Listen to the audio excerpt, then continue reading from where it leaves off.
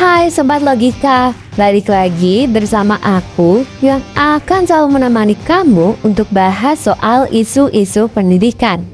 Seperti yang kita tahu, pendidikan memang kunci kemajuan suatu bangsa. Menurut Komisi Internasional Pengembangan Pendidikan UNESCO tahun 1972, jika kamu ingin memperbaiki kondisi sebuah negara, maka mulailah dari pendidikannya. Dan pernyataan ini nih yang telah mendorong banyak negara maju untuk terus melakukan modernisasi dan penyempurnaan sistem pendidikan mereka. Salah satu negara yang berhasil menyempurnakan sistem pendidikannya adalah negara Singapura. Negara kecil di kawasan Asia Tenggara yang luasnya bahkan lebih kecil dari Jakarta. Namun Singapura telah sukses menjadikan pendidikan sebagai fondasi utama kemajuan negara mereka. Singapura saat ini menjadi barometer pendidikan terbaik di kawasan ASEAN. Kalau berdasarkan survei dari US News dan World Report, negara ini berada di peringkat ke-19 dunia dan peringkat pertama Asia Tenggara dalam sistem pendidikan terbaik. Sedangkan di negara kita tercinta, di negara Indonesia masih menghadapi tantangan besar dalam sistem pendidikan. Karena berdasarkan hasil survei PISA tahun 2022, ditunjukkan bahwa Indonesia masih berada di peringkat ke-68 dari 79 negara dengan skor rendah dalam membaca, matematika, dan sains. Fakta ini menunjukkan adanya kesenjangan yang perlu kita pelajari lebih dalam. Dan kalau kita bicara soal pendidikan, tentunya hal utama yang jadi acuan adalah terkait kurikulum pendidikan. Dan disinilah letak perbedaan besar antara Indonesia dengan Singapura. Sekarang kita lihat yuk, apa saja sih perbedaan kurikulum di Singapura dengan di Indonesia. Seperti yang kita ketahui, Indonesia merupakan negara yang sangat dinamis dalam hal perubahan kurikulum. Sejak awal kemerdekaan hingga saat ini, negara ini telah mengalami lebih dari 10 kali pergantian kurikulum. Dimulai dari kurikulum 1947 hingga kurikulum yang terbaru yaitu kurikulum Merdeka. Untuk kurikulum Merdeka ini dirancang dengan pendekatan intrakurikuler yang lebih beragam. Kontennya itu disusun secara optimal agar peserta didik memiliki cukup waktu untuk memahami konsep secara mendalam dan memperkuat kompetensi inti. Kurikulum ini memberikan keleluasan bagi sekolah untuk merancang pembelajaran yang sesuai dengan kondisi demografis dan kebutuhan siswanya. Sehingga kurikulum ini dapat mendorong pendidikan yang menjadi lebih inklusif, beragam, dan relevan dalam konteks lokal. Kurikulum Merdeka juga menawarkan pembelajaran berbasis proyek serta pengembangan soft skill dan karakter yang sesuai dengan profil pelajar Pancasila. Wah, terdengar cukup bagus ya. Ya memang karena setiap perubahan kurikulum selalu dimaksudkan untuk menyesuaikan sistem pendidikan yang sesuai dengan tantangan zaman.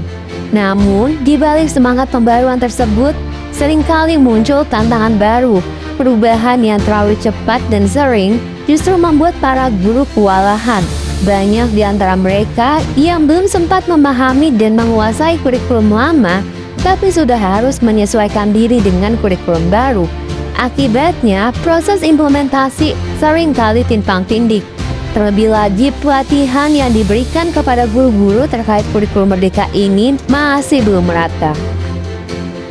Sedangkan kalau kondisi di Singapura, meskipun kebijakan sistem pendidikannya juga telah mengalami beberapa perkembangan sejak 40 tahun terakhir, namun negara ini tidak terburu-buru mengganti kurikulum, melainkan menyempurnakannya secara bertahap dan konsisten, sehingga kebijakannya menjadi strategi nasional jangka panjang.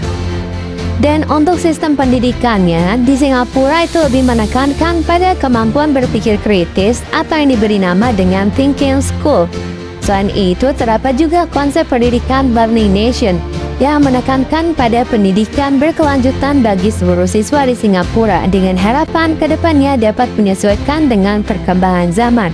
Nah, kedua konsep ini yaitu Thinking School dan Learning Nation atau yang disingkat sebagai TSLN mempunyai penekanan utama yaitu pada proses belajar mengajar secara eksplisit yang mengedepankan keterampilan berpikir kritis dan kreatif, Kemudian mata pelajaran yang lebih ramping dan efisien dengan mengurangi konten atau substansi yang diajarkan.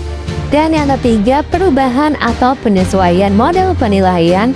Dan yang terakhir, mengedepankan bukan outcome melainkan pada proses. Selain itu, terdapat pula gagasan Teach Less, Learn More yang diperkenalkan pada tahun 2005. Tujuan utama dari gagasan ini adalah untuk memberikan ruang kepada siswa untuk meningkatkan kualitas belajar dan berbagi ilmu secara terbuka dengan memangkas peran aktif guru dan konten mata pelajaran sehingga siswa dapat menerima ilmu dan pengetahuan dari tempat dan figur lain daripada hanya dari guru seorang. Gagasan Teach Less, Learn More ini membuat siswa akan lebih memiliki sedikit waktu untuk belajar dan lebih banyak waktu untuk mengeksplorasi bidang pembelajaran yang mereka minati. Sebenarnya, jika kamu tinjau kembali pembahasan kita, kurikulum yang sedang dilaksanakan di Indonesia saat ini, yaitu kurikulum Merdeka, itu sudah cukup baik dan tidak jauh berbeda dengan kurikulum di Singapura. Bahkan kita bisa bilang bahwa kurikulum ini membawa angin segar bagi Indonesia, karena kurikulum ini memberikan fleksibilitas bagi sekolah untuk menyesuaikan pembelajaran sesuai dengan kebutuhan lokal dan karakteristik siswanya. Namun, di balik semangat kebebasan belajar yang diusung oleh kurikulum Merdeka, muncul sebuah kasus yang belakangan ini cukup banyak dirasakan oleh siswa-siswa di sekolah, di mana siswa mengeluh karena seringkali terjadi kelas kosong. Mereka datang ke sekolah tetapi gurunya tidak hadir untuk mengajar. Ternyata bukan karena abai atau tidak profesional, tetapi karena para guru tenggelam dalam tumpukan tugas administratif dan rangkaian pelatihan daring yang terus-menerus. Wah, ternyata kalau dari sisi guru, kurikulum Merdeka justru memberikan beban berat, yaitu beban administratif yang banyak. Pada awalnya, memang banyak guru yang menyambut baik inisiatif program pendidikan, misalnya program guru penggerak, karena mereka mendapatkan banyak wawasan baru dan motivasi untuk meningkatkan kompetensi. Namun seiring berjalannya waktu, beban administratif justru meningkat tajam. Guru-guru khususnya yang berstatus PNS harus mengajar centang hijau dalam platform Merdeka Mengajar atau PMM sebagai bukti mereka telah menyelesaikan pelatihan, asesmen, refleksi, hingga unggahan portofolio digital. Beban administratif ini tidak hanya menyita waktu tetapi juga menggeser fokus utama guru, yaitu mendidik siswa. Tak sedikit pula kritik yang muncul dari masyarakat. Ada yang menyindir fenomena guru badut, guru yang sibuk membuat konten visual menarik untuk tugas PNN, tapi lupa bahwa yang utama adalah untuk mencerdaskan anak-anak bangsa. Dalam kondisi seperti ini, sangat dibutuhkan solusi yang inklusif dan sistematis, di mana perlu adanya penataan ulang sistem pelaporan dan pelatihan agar tidak membebani waktu mengajar guru. Dan penting juga untuk membangun kembali keseimbangan antara tugas administratif dan tugas mendidik. Pemerintah atau pemangku kebijakan harus menyadari bahwa kualitas pembelajaran tidak bisa diukur dari seberapa banyak laporan atau sertifikat yang dikumpulkan, tetapi dari seberapa besar pengaruh guru terhadap perkembangan murid-muridnya. Indonesia sesungguhnya punya potensi yang besar, guru-guru yang semangat, siswa-siswa yang berbakat, dan visi pendidikan yang progresif. Namun, tanpa manajemen yang berpihak pada pembelajaran, potensi ini bisa hilang begitu saja. Dan yang perlu kita ingat adalah bahwa pendidikan bukan hanya soal kurikulum di atas kertas, tapi tentang bagaimana kita menempatkan guru dan siswa sebagai inti dari perubahan. Karena pada akhirnya, kualitas masa depan bangsa ditentukan oleh siapa yang kita didik hari ini.